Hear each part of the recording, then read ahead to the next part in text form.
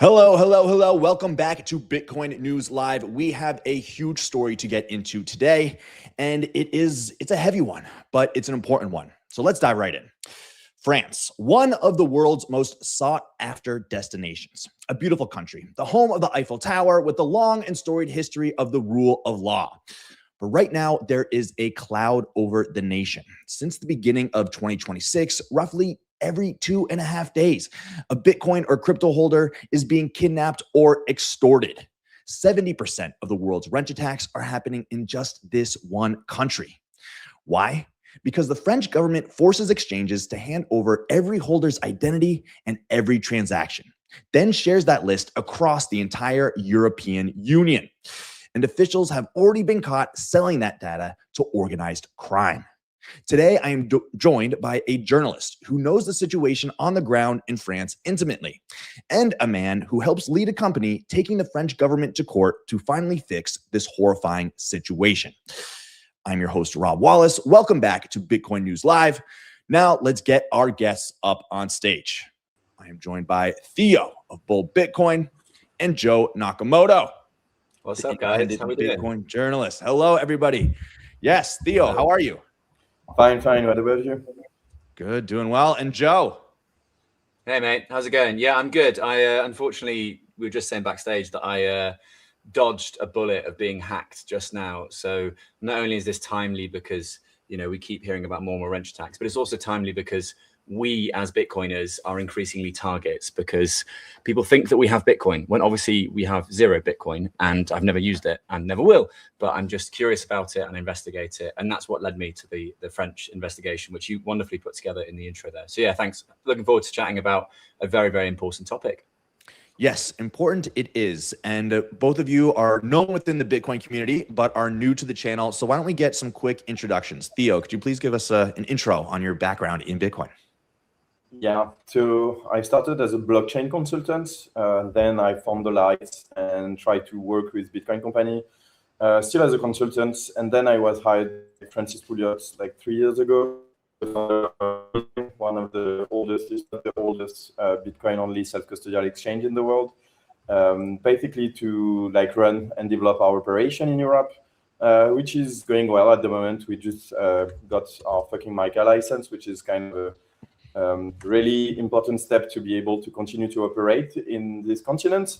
And yeah, and we are also launching a legal challenge to a new law that has been passed by the European Union, which we'll discuss further in the interview, I guess. Yes, absolutely. Thank you for that. Bull, a great brand, and now you guys are global. Super cool. And getting that MiCA license is so important to continue functioning over in the EU. Okay, now, Joe, please give a little background on yourself, please. What's up, guys? Hello. Yeah, thank you again for giving us this platform today. So also massive kudos to Bull. Bull is an exchange or wallet, which is, of course, self-custodial or non-custodial. And it is a wonderful tool. And Francis is doing some great stuff. And they did a good job in hiring Theo as well. We actually hung out quite a few times this summer, Theo and I, at BitCare Forum. And I forget the name of the other ones. But there's been some interesting European stuff. And naturally, we have been talking a lot about the state of Bitcoin in France, because it's just really concerning. But then myself, I have been covering the Bitcoin space since 2017. Initially, I was a massive Bitcoin critic, and unfortunately, some of my work is still online from 2017, 2018, when initially I was writing about remittances into Africa and whether or not Bitcoin could be a solution there. But of course, within that mix, you've got to be unbiased and neutral, which means that you must talk about environmentally friendly blockchains, such as, I don't know, these blockchains, which have all, of course, gone to zero, or at least they've gone to zero in Bitcoin relative terms.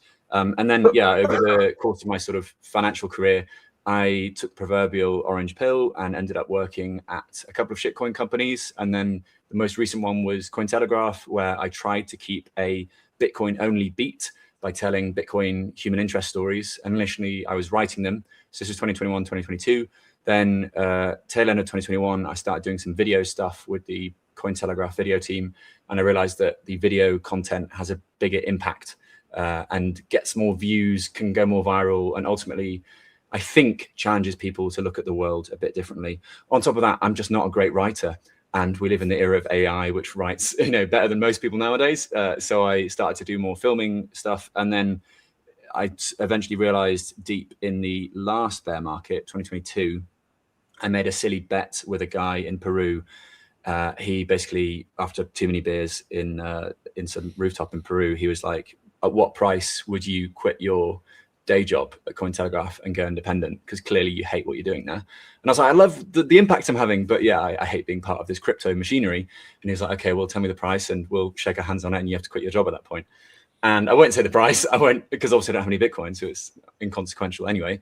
But he held me to it and I quit my job that day. And then I haven't looked back since. I've been making independent sort of Bitcoin videos, everything from the farmer in Madeira who turned his greenhouse into a Bitcoin mining project, or, you know, currently today I'm publishing a video about Prague. Oh, that's where I last saw you too, in Prague, which was, the video is called Inside Europe's Biggest Bitcoin Event as a VIP, because I was a speaker, so I got like the VIP status.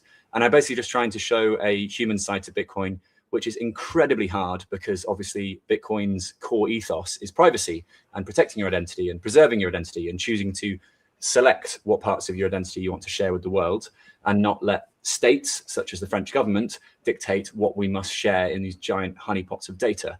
And so as a journalist, it's very hard to cover this space. I'm sure you can relate, Rob, because there are so many times that you find an amazing story and then you realize that the guy doesn't want to go on the record, or they don't want to dox themselves, and therefore you can't sort of give credence to the story because there's no meat on the bone of that story, so to speak. So for every like good story we do see, it's really important to just remember that there are lots of stories in the background which we don't see. And I'm sure that Francis and maybe Theo can relate to this as well, because, you know, I mean, recently we had that Coinbase exec that said that there are more than 40 countries stacking Bitcoin around the world, which I'm not sure if he should have said that publicly, but ultimately I know off the record from other exchange founders and other time lock solutions, for example, that there are apparently other countries stacking Bitcoin. But if I go there and be like, yo, can I film your mining operation? Can I film like an interview with your MPs that are, you know, discussing Bitcoin? And they're like, well, obviously not, no, because the optics still suck. And one of the reasons the optics still suck is because we do see, at least in France, over the past 9 months to a year now, a lot of the crypto media coverage and Bitcoin coverage has been about wrench attacks and how scary it is to hold Bitcoin, which is another tangent I imagine we might go down in this conversation today.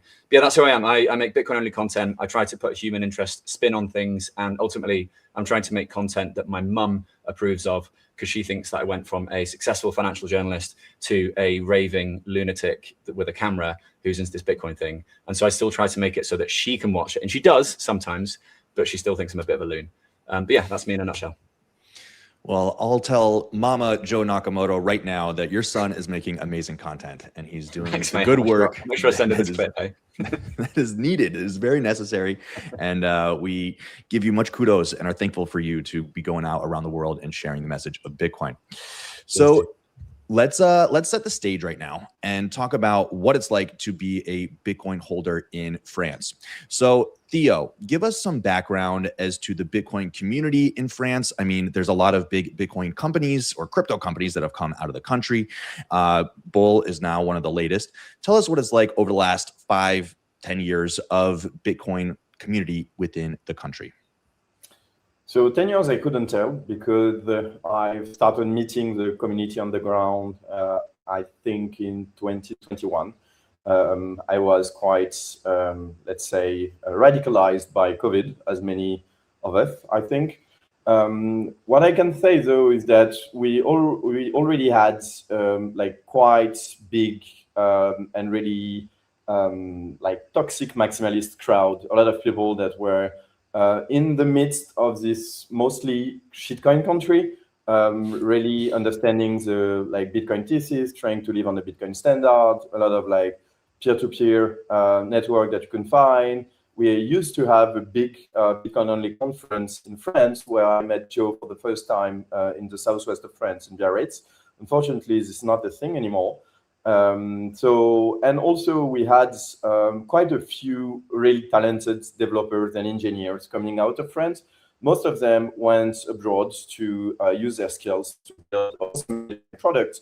Mainly because we are in a country where everything is run by the states. We have the biggest state expenditure as a percentage of GDP in the world. It's on par with what was in USSR in the 80s, something like that. We have the highest taxes in the world. So here you can get an amazing education in terms of mathematics, mathematical.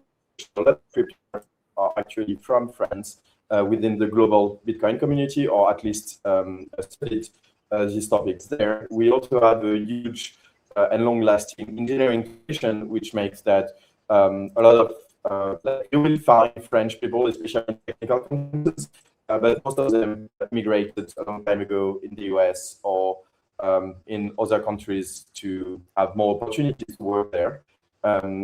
However, we had also a few like pioneering company, I would say, the most famous one being Layer. And yeah, so that's basically like the picture. However, like also, am I breaking off here? Oh, sorry. Yeah, it's a little laggy. Hey, excuse me. Yeah. You're using the government's internet, mate. Use your private internet, not the government one. It'll be better. All good. Maybe we can try to turn off the camera for now. And maybe that will give a better signal so we can hear. But then let's hand it over to Joe. So he was painting a picture of a country that has a lot of government involvement, right? A lot of expenditure by the state, high taxes, but there still is a Bitcoin maximalist community within the country. I mean, you've traveled all across the world. You've been to France numerous times. Why don't you paint a picture of what it's like right now in France for Bitcoin holders? Nice. I mean, I've got a big splattering of salt over the top of this because I'm, of course, English. I lived in France for many years as a 20-odd-year-old, and I'm a Francophile. I'm also a Francophone, but, you know, if Bitcoin was at $10 million, I would absolutely be living in a chateau in Southwest France and living a wonderful life, because France is still a phenomenal country, and you can't, you know, you can't compare it in terms of quality of life. And it's interesting here, Theo described the situation, because I recently made a video about Italy and the brain drain in Italy. And of course, like Italy's big success story is Tether, right? Like the Tether execs come, and it's not technically a Bitcoin company, right? They fund a shit ton of Bitcoin projects, but the Tether like leadership board is Italian, right? And it's got a strong Italian feel to the country, to the company rather. But of course, it's headquartered or has a lot of its business in Switzerland. Its actual, you know, financial headquartering, I believe it's probably the BVI's or somewhere like that. But there's a lot of talent nurtured in France, in Italy, going through these higher education spaces that Theo mentions, and then they end up moving abroad or working for companies that might have this feel to them, this French feel, but ultimately they are the French state or that government that sort of should have nurtured the talent and should have benefited from the fruits of his labor, is left with no tax return at the end of it all. So even if I put my statist hat on, you can't help but be like, why is the government allowing this to happen? Why are they nurturing this amazing talent and then letting it flee? And maybe they're playing a long-term brain boomerang game where they know that in 40 years' time, these guys might come back and live in these wonderful chateaus in France or whatever. But I think at least for the medium term, they're shooting themselves in the foot. And I think Theo mentioned that Surfing Bitcoin. I didn't actually realize that Surfing Bitcoin, that conference in southwest of France, which I went to in 2021, 2022, and it's one of the coolest events in the European summer. It's on the beach next to the casino, or in the casino of Biarritz. It's beautiful. It looks onto one of Biarritz's most famous beaches, and you can literally surf in your lunch break. I did that during the event. Then you go back to the event, you talk to all these wonderful French Bitcoiners. And yeah, the French Bitcoin scene is very OG. There is a lot of hardcore French developers that either work for, like I know I have a few friends that are French that work at BitKit, for example. They used to work at Cinnamon, now BitKit. And yeah, a lot of them are quite scared about the situation, also quite realistic about the situation. Like as long as you don't dox yourself in any way at all, then you're obviously safe. But it's very hard to live like that. And for a lot of people, I think they'd rather be able to want to be able to choose to wear a Bitcoin t-shirt in public if they so wish. Like I've stopped doing this now, but you know, we should be able to be safe in the country that we've grown up in, particularly in the West. So yeah, I find it all really problematic. And I think the thing that we have to stress here is France isn't some backwater, like messed up nation that's always had, you know, high corruption and, you know, really fast changeover of power and all that sort of stuff. It's one of the most advanced countries in the world. It's one of the most visited countries in the world. And yet right now, it is not safe to be in Bitcoin there. And I was supposed to do an Ironman in Versailles this weekend, which I had booked the tickets for before I'd made the documentary and, trained for it and everything. And then as I was making the documentary, I was like, what the hell am I doing? I can't go to this event in Versailles because my name on Ironman is Joe Nakamoto. And it's like, that's all docs and that's the name I choose to use. But I could also be attacked there. And, Pierre Rochard was like quite direct about that as well. He was like, I can't travel to France because he's obviously a very well-known Bitcoiner. And I don't know how Theo does it. I'm kind of curious, like, how does Theo feel? He's like a relatively doxed Bitcoiner at one of the biggest French Bitcoin companies now. Like, how does he manage it? Like, how do you walk around safe and buy a baguette in the morning, man?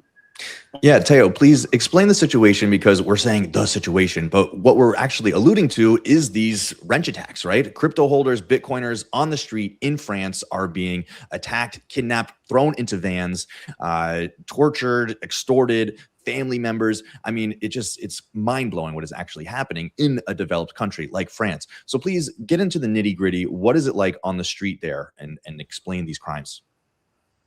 Yeah, so I think a thing that is important to understand is that it's not only for crypto holders. Like, we have rampant violent criminality in France, and it's due to a mixture of a few things. First, people are getting poorer, so crime pays more than what you can do legally, which links to our discussion about like too much state taxes, too much state expenditures, and stuff like that. On top of that, you have we have one of the like worst immigration policy ever designed by a modern Western country, where basically we import a lot of like criminals, a lot of people that are illegals in the country. And this is something that, of course, will like create this kind of situation where you have like native civilized Europeans, or people that came like 1 or 2 generations ago and that are really integrated within the society, law-abiding citizens that are in the same cities and in the same neighborhoods as people that are fleeing like really dangerous country where the concept of the rule of law is not even a thing. And on top of that, you have to add the fact that like the legal defenses in France are really thin, meaning that like self-defense laws and stuff like that are one of the worst in Europe, or in the West, generally speaking. I think I joked one time with Joe, I think it was in Bitcare, that basically if a guy breaks into your apartment to try to rape your girlfriend, the only thing you're allowed to do is basically give him a condom. But apart from that, you might go to jail yourself if you try to defend you. Because we're on the topic of like crypto raps and stuff like that, there was a story, I think it was end of last year in France, where some guy has his house raided. He was there with his wife and his 2 kids. And so there were 2 aggressors. His wife somehow managed to untie herself and then like kind of like run outside the house, which had the guys panic. One of them fled the house, and the husband managed to untie himself too and captured the second aggressor. And then so he used basically like the I don't remember exactly what, but he tied the guy, called the police, and wait for the police to come up, and then explain to the police like, oh yeah, we have been victim of a kidnapping attempt. Here's the guy, the second guy ran off. And basically, the kidnappers had nothing, but the homeowner was tried and had like 6 months, how do you say in English, Joe? Like sursis, like you don't go to jail actually, but Probation. Yeah, exactly. 6 months probation, because he was not able to demonstrate that he was actually in a self-defense scenario and was victim of an attack. There is not, like in the US, if somebody like breach your property, you have this kind of like idea that like you are in a self-defense mode. It doesn't work like that in France. You need to demonstrate that you are actually in a dangerous situation and that you use appropriate force, meaning that if the guy arrives with a knife, you can use a knife, but not a gun, and stuff like that. And this creates a situation where you have this like game theoretic situation where it's actually really incentivized to commit violent crime because people cannot really defend themselves. And even if the aggressor is tried, If they are minors, for example, it's really rare that they will have a jail sentence or something that will actually discourage them to commit this kind of crime in the first place. And if they are more than 18 and they go to jail, then you have to look at what a French jail look like. It's basically like a 3-star kind of Mediterranean club where you play video games and get a PhD in crime to just like have like a job at the when you exit.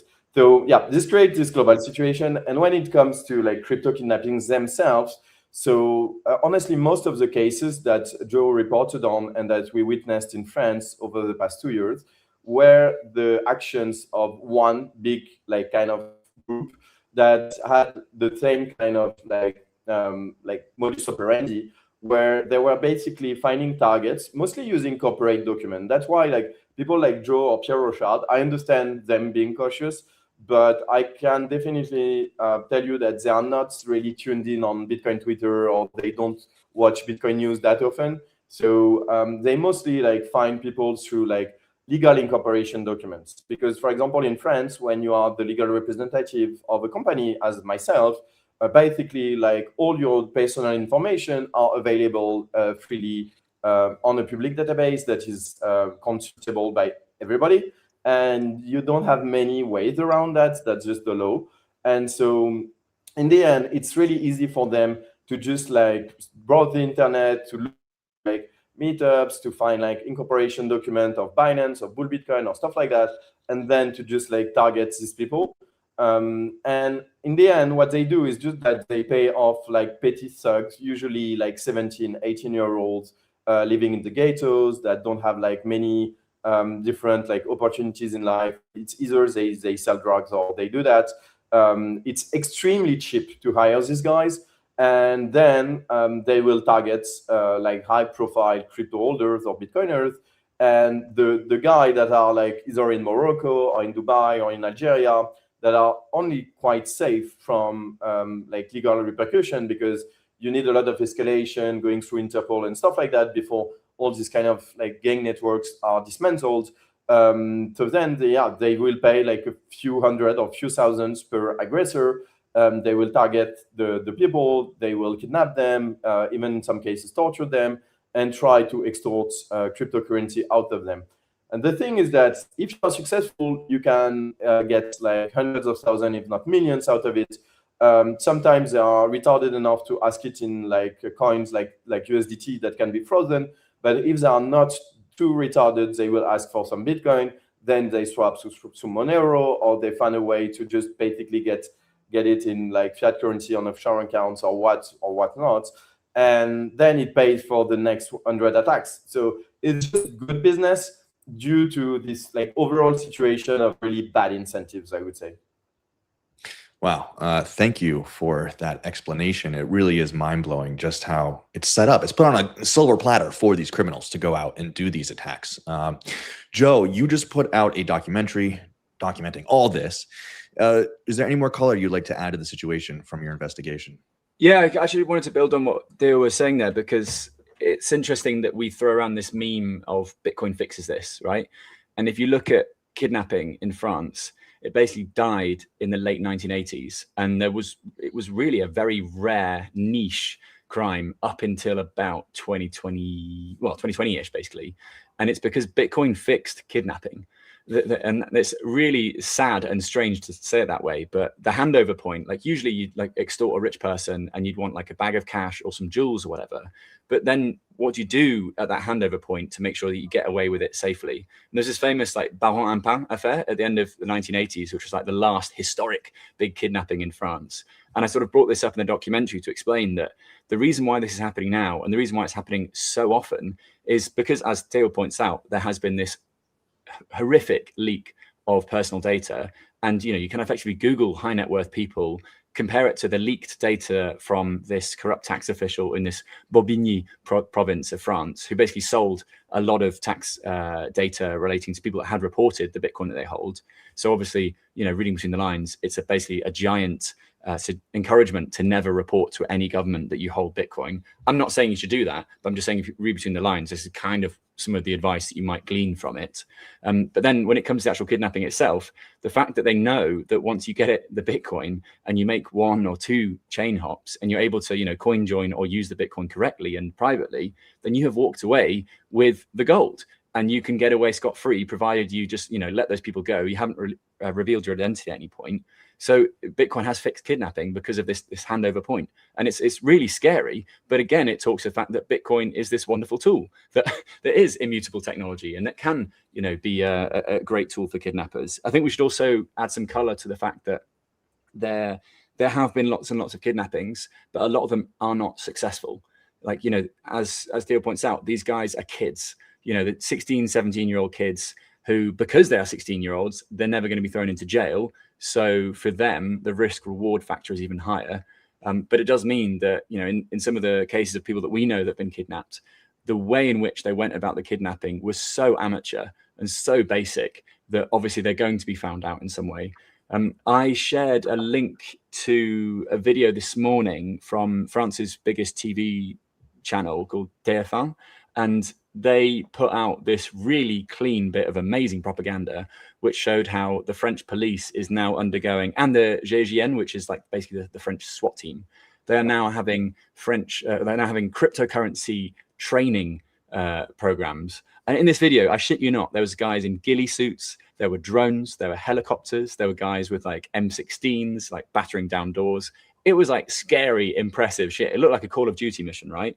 And it's funny to see that finally, after a year and a half of intense kidnapping, it looks like the police is at least putting on this face of, hey, we're equipped. We're going to come after you 16-year-old hoodlums that are, extorting Binance executives in their chateaus for money. But I wasn't sure up until that point that the French state was doing much to combat this. I mean, as Theo said, like a lot of these guys are getting off on suspended sentences, or, they might be charged and go on probation quite quickly. So the recurrence and the recidivism is quite high for these acts. And if you are running this business model, say from Dubai or Morocco or Tunisia or wherever overseas, then all you need to do is keep recruiting these kids off Snapchat, pay them, 800 euros up front and maybe 0.01% of the total honeypot that they walk off with. And yeah, you can get your hands dirty without ever really getting your hands dirty. And I mean, how many crypto holders are there in France, given that Ledger was founded in France 2014, Ledger's very successful in France. People know that there is a lot of Bitcoin and crypto to be taken in France. So yeah, it's pretty scary, but I think the police is now aware. I mean, I know that Aurore, who's been very public and very vocal about this, she told me that there's been this new hotline that's been set up where if you are being kidnapped, you can call this specific hotline. Theo's disagreeing. Okay, interesting. Yeah. What's the real take here, mate? Just to build up on what you said. So one of our friends has been directly targeted by this, like at the beginning of the year. And so I was in contact directly with the police, and I followed the whole investigation, and I discussed with like the high-ranking officer in charge of the case and stuff like that. And the two most frightening thing that I discovered is that basically us at Bull Bitcoin and some of our friends within the industry that are operating Bitcoin infrastructure were basically the only one doing like meaningful and intelligent stuff to try to locate these guys, hoping them to like be a bit sloppy, because of course they will send you an address, for example, to get the funds, so you can check whether some like big Electrum node providers have seen his address in his logs. You can like try to bait them into like sending like some money here, detect which kind of wallet, get an IP or stuff like that. And so, for example, I contacted the police a few years after the kidnapping actually happened, and gave them a few IPs that were actually like linked to the address that they sent. And the first reaction of the police officer was to suspect me, because he thought that I was basically working with the criminals, but because that was the only way I could obtain such information. So even though we have like a cybercrime department within the French police, I can tell you that these guys need training. So I don't know how accurate the reportage that you mentioned, Joe, is, but yeah, it goes in the right direction. And then the other fact is that one of the highly ranked police officer told to the press just after this affair, basically, we don't have the means to protect you guys, so please go into hiding. Which honestly, at this point, quite infuriated me, because At the end of the day, the very idea of taxation and the only like moral and legal justification that you can give to taxes is because the only like I would say like legitimate mission of the state is to protect your property and your physical security. And so if they say to me like you are in the most taxed country in the world, but we will not allocate enough resources to protect your property and your family. In the end, I'm like, so yeah, okay, but then I will give my money to the mafia because they can protect me and they are way more efficient than you at this. And I don't care financing all this other bullshit that you're peddling as politicians, because your first mission is this one. So if you fail at this, you are basically not a state anymore. You are definitely failing at your first mission. So that was the situation at least a few months ago. Maybe it will improve. I doubt that, because you also have this dynamic when you have like failing states, and we have a big like deficit and public finance issue in France. And so usually when this happens, like the politicians and the administration, generally speaking, are more interested in finding money wherever they can find it than expanding and reallocating money from like useless stuff to useful things, because that's not how you gain vote. At the end of the day, like fixing crypto kidnappings will not get everybody elected, but promising like new like pink pony for like every 12-year-old girl might get you elected. So that's the incentives of democracy at play too. Yeah. It's mind-blowing how they are unwilling to do their primary job, which is to protect its citizens. You guys are taxed like crazy and they can't even do that. But not only can they not protect you, but they're also contributing to the bad situation with two acronyms. Of course, everything evil that a government does is hidden behind an acronym. We've got CARF, the Crypto Asset Reporting Framework, and the DAC8. What are these two things, and why are they so bad for Bitcoin holders in France? Yeah, so CARF is basically globalist idea that spun, I think, in 2020, 2021. So on the back of the like big Bitcoin and crypto bull markets that we experienced in the wake of COVID. And basically the idea was that OECD government and Western government, generally speaking, should be better equipped to collect taxes from crypto sales, buys, and stuff like that. And so they decided to coordinate a new type of like information gathering and like tax reporting framework for crypto assets specifically. Of course, when you have this kind of like globalist, evilish idea, the European Union is always the first to move on it and to try to implement it. And so at the end of 2023, basically the European Union had a vote in Parliament to implement its own like local version of this called DAC8. And basically DAC8 is called DAC8 because it's the 8th directive on a global like tax automatic exchange framework and like fiscal cooperation between countries to fight against, like money laundering, tax evasion, all this nasty stuff that kill children at the opposite side of the world. And so the idea behind DAC8 is to say that every regulated Bitcoin exchange or crypto exchange, so now we call them CASP, Crypto Asset Service Provider in the framework of MiCA, should gather some information about their clients, such as like their identity, their tax identification number, most importantly, their physical address, as well as all their like transaction patterns. And what I mean by that is like how much coin did you bought this year, at what price, and a lot of different type of transaction that have nothing to do with tax collection, because they are not triggering taxable events. So for example, buys, because buying Bitcoin is taxed nowhere in the European Union, or withdrawing to a self-custodial wallet, this kind of stuff. You have 9 different types of transactions that you are supposed to collect and report.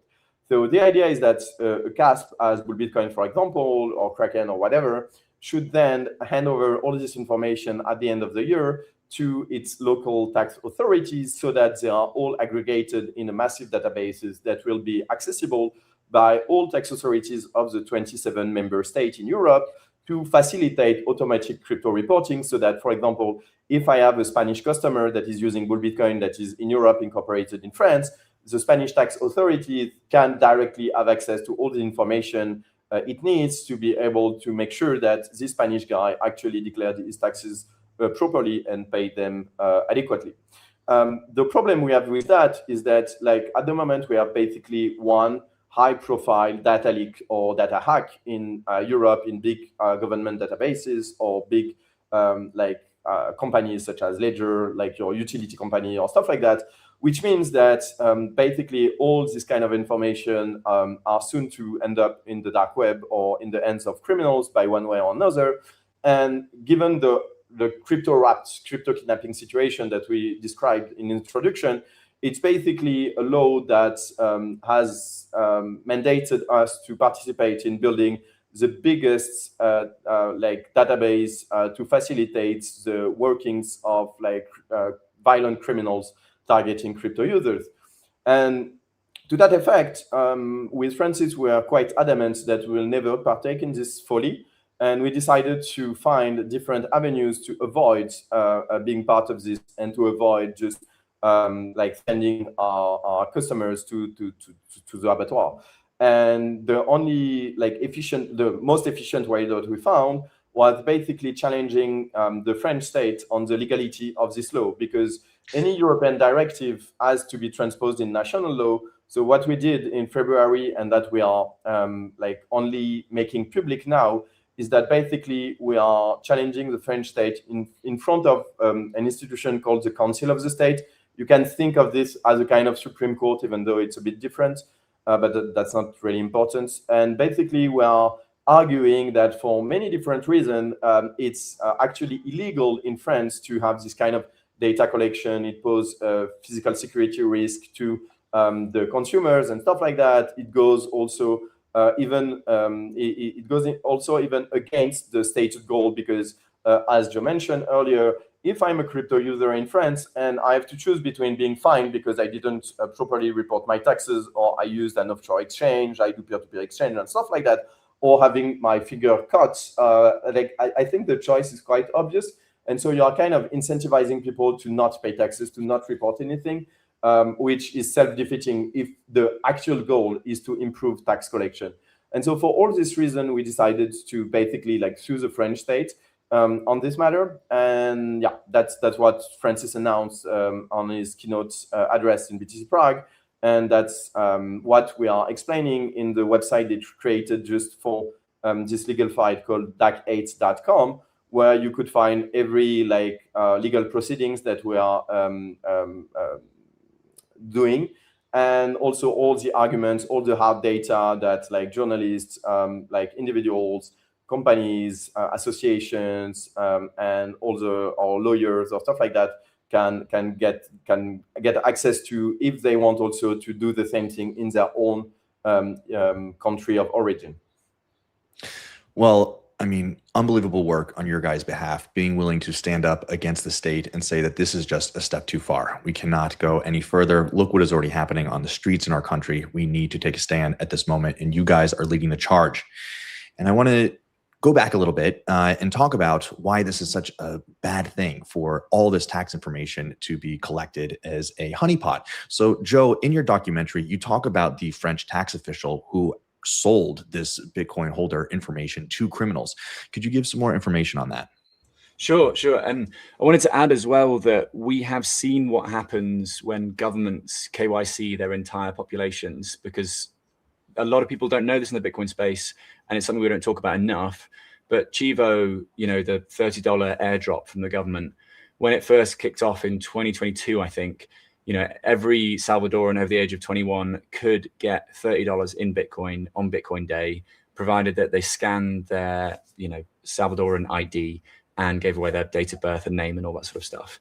And millions of Salvadorans, it's a tiny country, but reportedly 75% of the population signed up and got this $30. A lot of these people just sold the Bitcoin immediately, never used it again.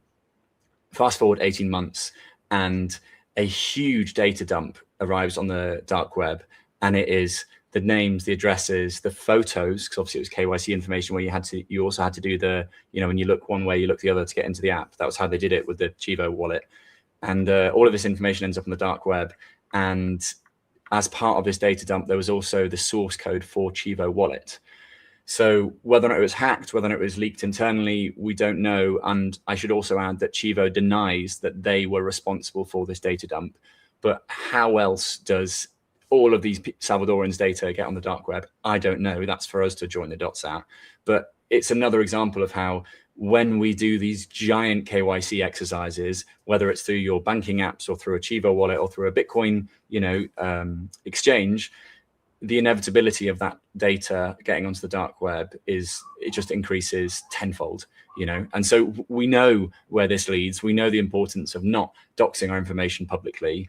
And the worst part is that, of course, in France, with the example of Galiassi is what her name is, what she goes by in these reportings, which I also find quite peculiar, given that they didn't actually publish her full legal name. They used a pseudonym to describe the leak of the data. So yeah, sometime last year, she was sort of taken to court because it was reported that she was the one behind this big data dump. And she worked at this tiny rural or provincial tax office in Bobigny.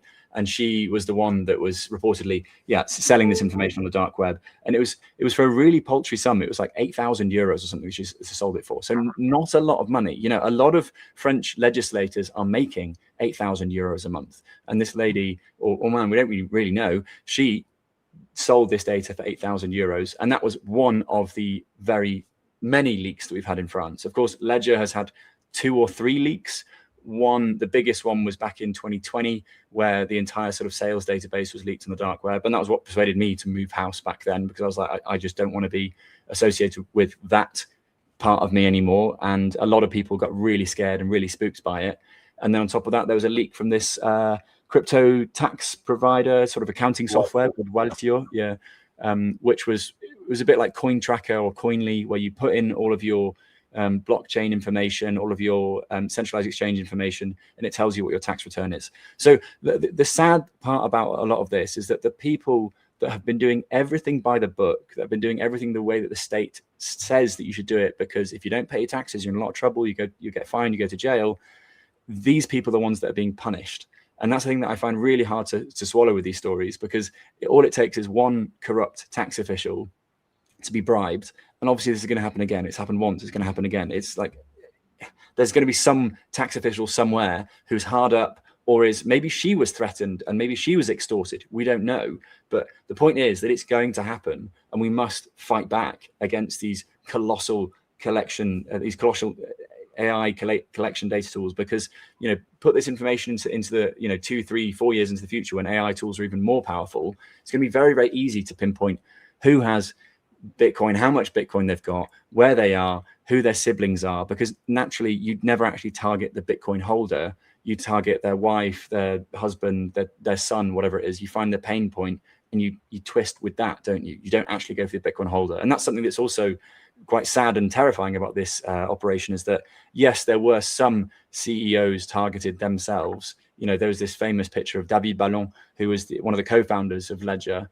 His finger was reportedly chopped off, and there's this X-ray that went around, which people were saying this is the X-ray of his finger. We don't know for sure if it is or not, but that was one of the people that was genuinely targeted. But if you think about the founder of, I forgot the name of the company, but one of the oldest French exchanges, Paymium, right?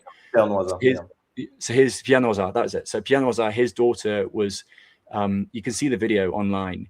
There was a Parisian who came out onto the street and fought off the attackers who were trying to bundle his daughter, Pierre Noza's daughter, into the back of a van. And she was pregnant at the time. She was with her husband. And the scenes are really shocking.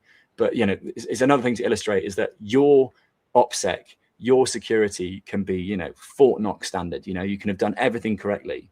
But if your wife is going to dinner parties and saying to strangers, oh, yeah, my partner, Joe, he works in the Bitcoin space, blah, blah, blah, he's got loads of coins, look what he bought with Bitcoin or whatever, then that's your next attack vector, right? So it makes you look at the whole spectrum of security a lot differently. If I can just build upon what you just said, something that is also really important to understand, in my experience, most people don't really understand how KYC and all these rules have been working until now. most people are under the impression that there is already this kind of automatic exchange. Each time that you KYC on Bull Bitcoin or on another exchange, like every information that you give is going automatically to the government. It's really far from the truth. Like when you do that, especially when you use exchanges like ourselves that try to internalize everything to avoid this kind of risk and protect users' privacy, you basically like hand this information to the service provider, and we only give this information if we receive a legal ask for a judge in the case of like a criminal case or like financing terrorism, money laundering cases, criminal affairs, stuff like that, which honestly doesn't happen really often. But so you already had like some legal mechanism by which if the state wanted some information and it had like a legitimate basis to ask this information, they could just write to us. It was already something that was feasible, and so you don't need this like global automatic reporting framework to have the state carry out its mission. The other thing is also that when you have all this competition and all these different providers, you don't have a single massive data honeypot that will obviously be targeted with massive resources by hackers, by people trying to corrupt civil servants, as in the example that Joe gave. And usually these people are not quite well paid, and the cybersecurity of these government-run databases is terrible.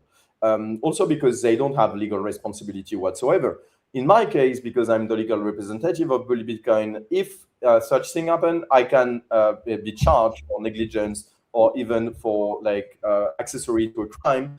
And we also suffer like possibility of fines, reputational risk, and stuff like that, which you can ask the ledger guys is something that can really put a dent into your business.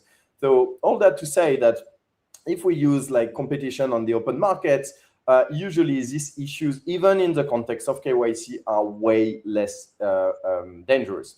Because same thing, you have like 2,000 databases instead of one. So there is less an incentive to try to target them, especially when you use like local Bitcoin only, like not large scale Binance type shitcoin casinos, because at the end of the day, we can have some kind of like expertise on what we are doing, and we don't have that many clients. So it's less interesting for attackers to target us.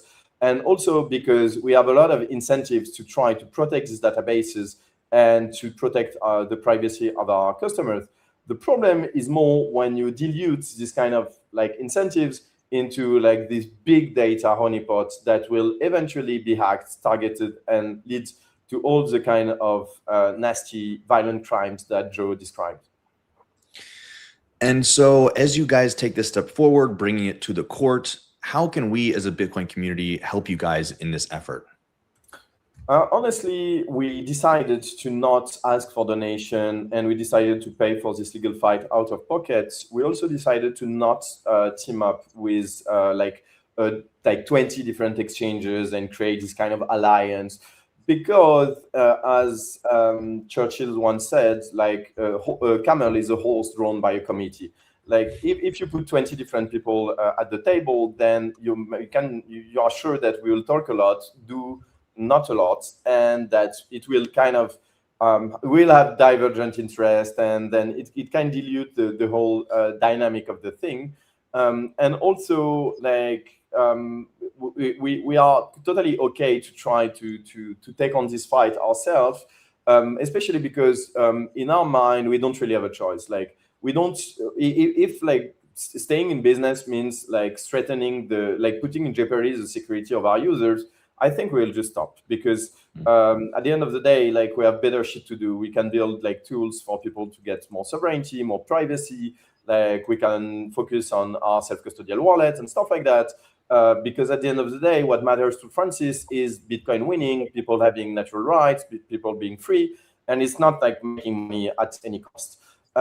So that's why we are doing this. It's not out of charity, to be honest. It's because it's good marketing for us.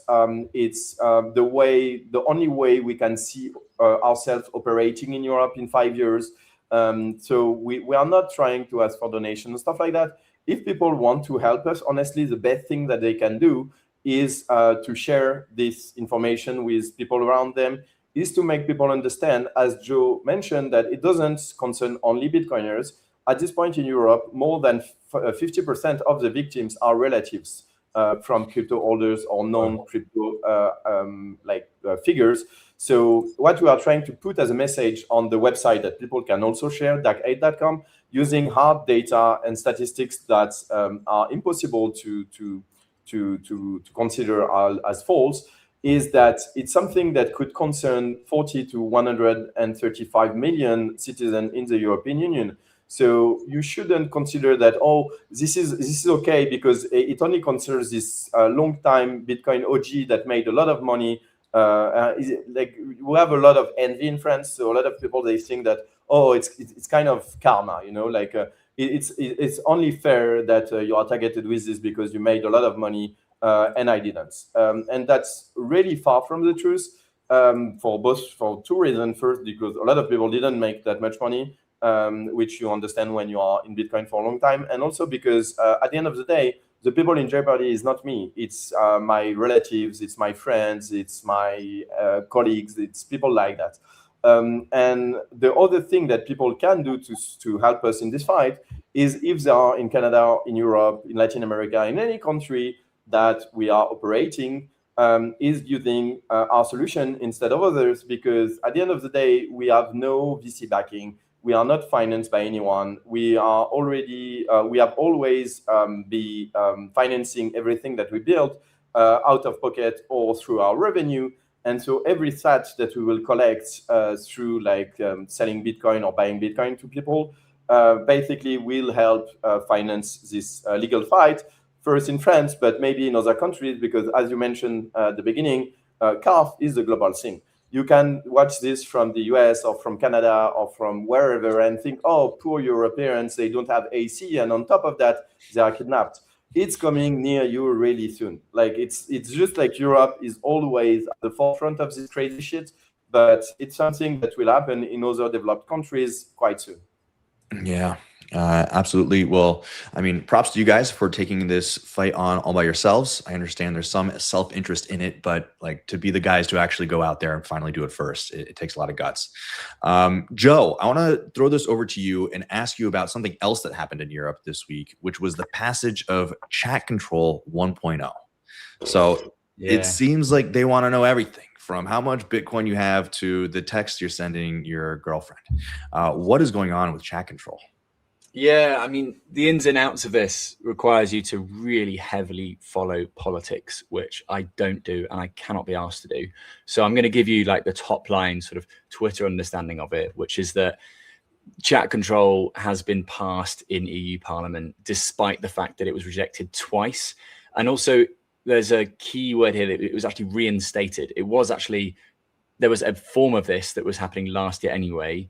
And then there was a lot of pushback from some of the decent members of Parliament, members of EU Parliament.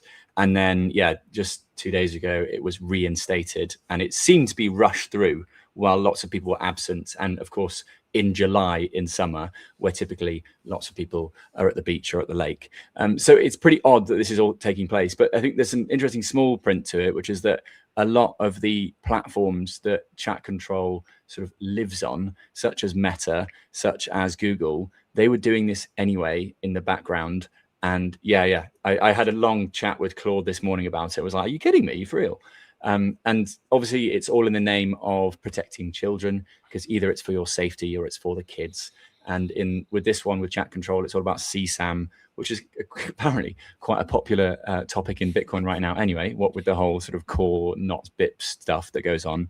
But yeah, in EU Parliament as well, this is why they are, well, some politicians were quite keen to push forward chat control, which basically means that a lot of the information shared on platforms is sort of scanned for these keywords related to CSAM, but the flag rate is very low and weak, meaning that, you know, your conversation with your mum on WhatsApp, which reckons it's end-to-end encrypted, but we've just got to trust them, bro. So I don't think WhatsApp is end-to-end encrypted.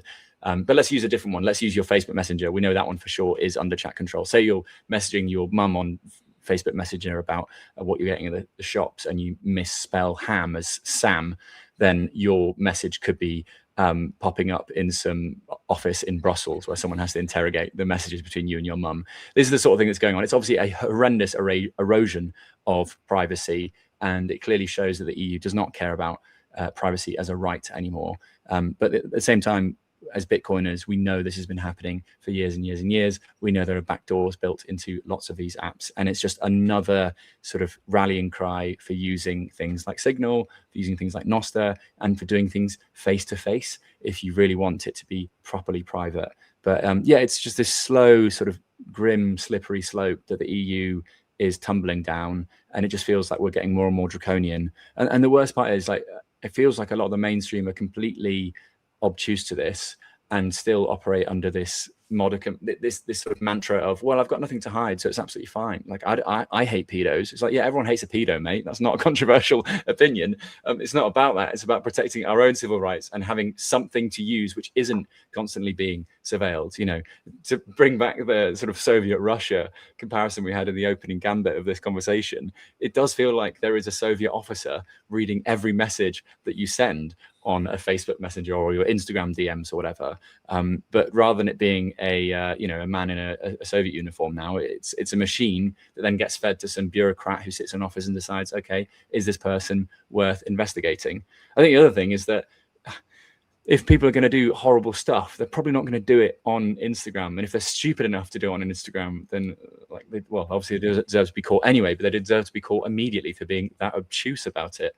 But yeah, it's a sign of the times. It's a sign of this fourth turning that the world seems to be going through globally, and increasingly in Europe. You know, what with DAC 8 coming in, what with the CARF regulations coming in as well, and now chat control, you're kind of looking around like, God, guys, who's going to build this amazing European citadel? Where can we fully opt out? The nice thing is you can opt out. You can opt out with your money right now. You can use Bitcoin in no KYC places. You can go on BTC Map. You can spend Bitcoin at those places. You can do it privately with Lightning. You don't have to be a Bitcoin nerd to understand that Lightning is a lot more private than an on-chain transaction, for example.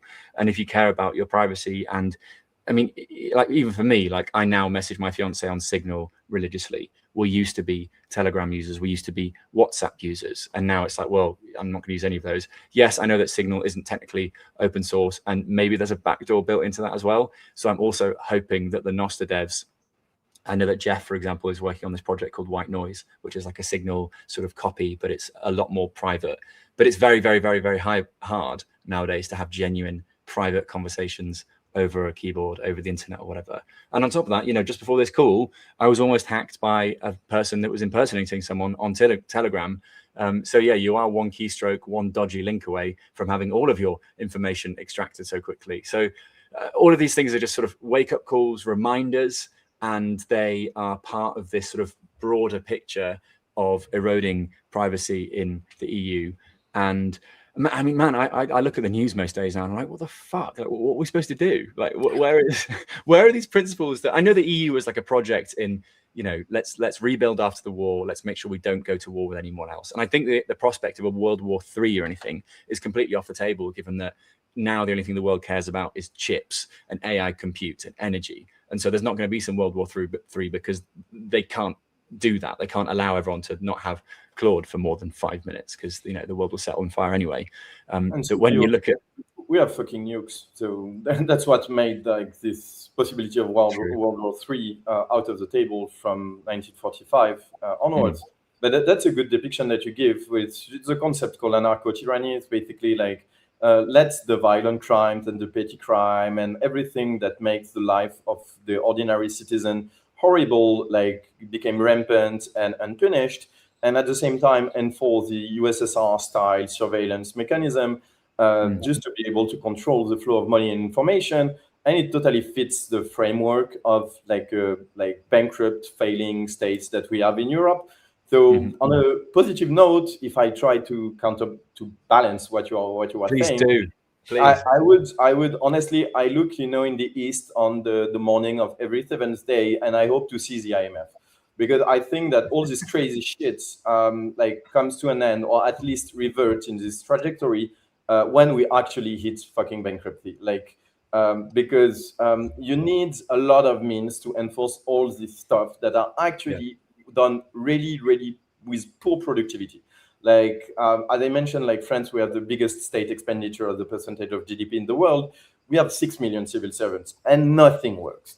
Like, and so in the end, like you just need to go further in the craziness to touch the bottom and kind of rebound. It was the same in USSR. It was the same in Maoist China. I know it's like kind of a glim picture to paint, but I'm definitely convinced that it's a way forward.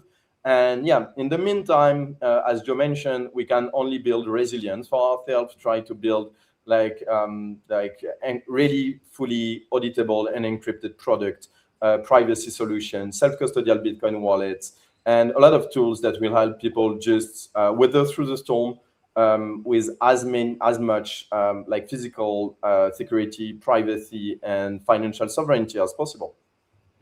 Yeah. I think that's a great place to wrap it up. Yeah, I mean, we've got to rip the Band-Aid off at some point, right? But just you got to be ready for that date with your OPSEC on point, with your Bitcoin. If you have any, I know Joe doesn't have any, but if you do have Bitcoin, make sure that it is secure and you can keep as much privacy as possible. Gentlemen, I appreciate you and everything that you're doing, bringing this story to light over there on the old continent and fighting for what is right and sharing the information everywhere. People, please go check out Joe's documentary to get a further, deeper look into what is going on in France, and be sure to go to dac8.com. Yes? dac8.com. That easy. All right, gentlemen, thank you so much. Before we go, Rob, France just got through to the semi-finals of the World Cup. Let's talk about bread and circuses for a moment. I'm English. Theo's French. Who's your money on? Do you think it's going to be England, France in the final? No, it's going to be France. Oh, who's that too? I think you have good chances. I think the most difficult will be, I think Norway will be quite a challenge. But yeah, honestly, I'm hoping for like French-Argentina in the final, just because I want the fucking revenge. But yeah, France-England would be funny. We have a long old feud together. So yeah, the oldest. Yeah. Rob, who's your money on, Rob? I think it's going to be a repeat. I think it's France-Argentina. I think it's rigged to be a repeat. You know. Yeah. Fucking FIFA. I mean, they have the same amount of goals, like Messi and Mbappe, right? I mean, the most all time. It's insane. That's like definitely it's rigged. Rigged. Like everything else in the fiat world, it's all rigged. It is. All right. Thanks very much for boys. your time, mate. Thanks for getting the word out. I really appreciate it. Thank you. Cheers, Good guys. to see you too. Yeah, thanks a lot. Ciao, ciao. Peace.